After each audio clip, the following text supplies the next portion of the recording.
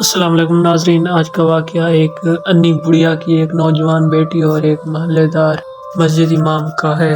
کسی گاؤں میں انی بڑھیا اور اس کی نوجوان بیٹی اکیلی تنہا گھر میں رہتی تھی۔ ان کا ولی وارث کوئی نہیں تھا۔ انی بڑھیا اپنی بیٹی کی شادی کر دینا چاہتی تھی، مگر اس کی بیٹی ہر وقت انکار کر دیتی۔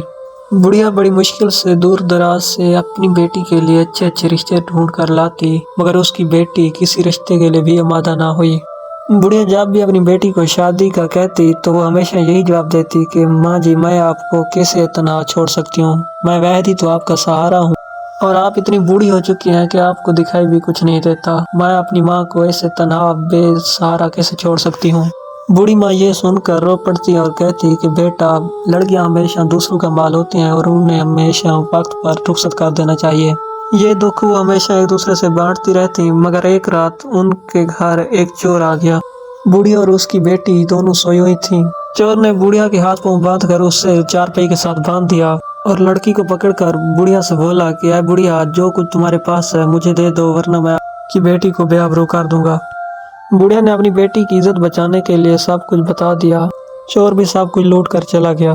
جب چور گھر سے باہر نکلا تو اسے خیال آیا کہ میں تو کام کی چیز چھوڑ کر آ رہا ہوں، تو وہ فوراً واپس بوڑھیا کے گھر پہنچ گیا۔ تو بوڑھیا نے دیکھ کر اسے چلایا اور کہا کہ میرے پاس اور کچھ نہیں، میں نے آپ کو سب کچھ دے دیا ہے۔ چور نے کہا کہ میں تو قیمتی خزانہ یہیں چھوڑ کر جا رہا تھا، مگر بوڑھیا بولی کون سا خزانہ؟ چور بولا وہ قیمتی خزانہ آپ کی حسین و جمیل خوبصورت نوجوان بیٹی ہے، میں اسے لوٹنا چاہتا ہوں۔ بوڑھیا صدائیں کرتی رہی اور روتی رہی کہ خدا کا واسطہ، اللہ اور رسول کا نام مانے، میری بیٹی کو معاف کر دیں، میری اکلوتی بیٹی ہے اور ایک ہی سہارا ہے، آپ اس کی عزت پر داغ نہ لگائیں، یہ کنواری رہ جائے گی۔ چور نے ان دونوں کی ایک بھی نہ مانی اور زبردستی لڑکی کی عزت لوٹنے لگا۔ دونوں ماں بیٹی چیختی چلاتی رہی مگر کوئی نہ آیا۔ پھر چور ان کی عزت کو لوٹتا ہوا چلا گیا۔ جب بوڑھی نے اپنی نوجوان بیٹی کی عزت اپنی آنکھوں سے جاتے ہوئے دیکھی تو اس نے خودکشی کرنے کا فیصلہ کیا۔ یہ بات محلے میں پھیل گئی کہ بوڑھیا اپنی بیٹی کی خاطر خودکشی کر رہی ہے۔ محلے والے اس بوڑھیا کو روکتے رہے کہ خدا کا نام مانے، ایسا نہ کریں، خودکشی حرام ہے۔ اتنے تک گاؤں کا چودھری بھی وہاں پہنچ گیا۔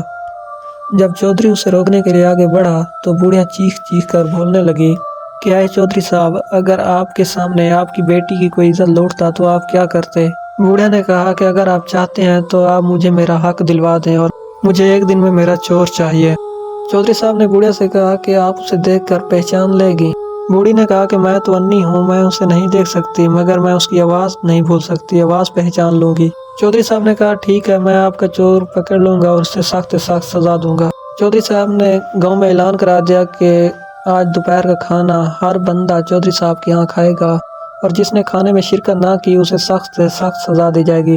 جب گاؤں کے سارے لوگ آ گئے تو چودھری صاحب نے کھانا شروع کرنے سے پہلے ان کو لائن میں کھڑا کیا اور بوڑھی سے کہا کہ میں ان کو سلام کروں گا، آپ میرے ساتھ ہوں گی، آپ نے ان کی آواز کو غور سے سننا ہے اور دیکھنا ہے کہ آپ کا چور کون ہے۔ بوڑھی بولی ٹھیک ہے، میں ایسا ہی کروں گی اور میں اسے پہچان لوں گی۔ چودھری نے ان کو سلام کرنا شروع کیا اور وہ چودھری صاحب کا جواب دیتے رہے۔ بوڑھی بھی غور سے ان کی آواز سنتی رہی۔ جب تمام لوگ ختم ہو گئے تو چودھری صاحب نے بوڑھی سے پوچھا کیا آپ کا چور میں موجود تھا؟ تو بوڑھی نے کہا نہیں، ان میں تو کوئی بھی میرا چور نہیں ہے۔ تو چودھری صاحب نے فوراً اپنے نوکروں کو حکم دیا کہ جاؤ اور گاؤں میں دیکھو کون آج کھانے میں نہیں آیا۔ وہ گئے اور فوراً مسجد امام کو پکڑ کر لائے اور چودھری سے کہا جناب، مسجد امام آج غیر حاضر تھے۔ چودھری صاحب نے بوڑھی کے سامنے مسجد امام کو سلام کیا اور اس نے جوں ہی جواب دیا، بوڑھی چیخ کر بولی قسم بخدا، یہی وہ انسان ہے جس نے میری عزت لوٹی، میری بیٹی کی عزت لوٹی اور اسے بے آبرو کیا۔ چودھری صاحب نے پوچھا جی بتائیں مسجد امام، آپ نے یہ کیا کیا اور ایسا کیوں کیا؟ پہلے تو وہ نہیں مان رہا تھا۔ جب چودھری صاحب نے خوب اس کی پنجائی کروائی اور ڈنڈوں سے اسے کھانا کھلایا تو وہ فوراً مان گیا۔ چودھری صاحب نے پوچھا کہ بتائیں مسجد امام صاحب، آپ نے ایسا کیوں کیا؟ مسجد امام بولا کہ چودھری صاحب، یہ میری مجبوری تھی، اس کا چور میں اکیلا نہیں ہوں بلکہ اس کا چور تو پورا گاؤں ہے۔ چودھری صاحب نے پوچھا کہ بتاؤ کیسے پورا گاؤں اس کا چور ہے؟ تو اس نے کہا جب گاؤں والے مجھے تنخواہ پوری نہیں دیتے تو میرے گھر کا نظام نہیں چلتا، اس لیے میں اپنے گھر کا نظام چلانے کے لیے چوری وغیرہ کرتا ہوں اور اس طرح چوری چکاری کر کے اپنے گھر کا نظام چلاتا ہوں۔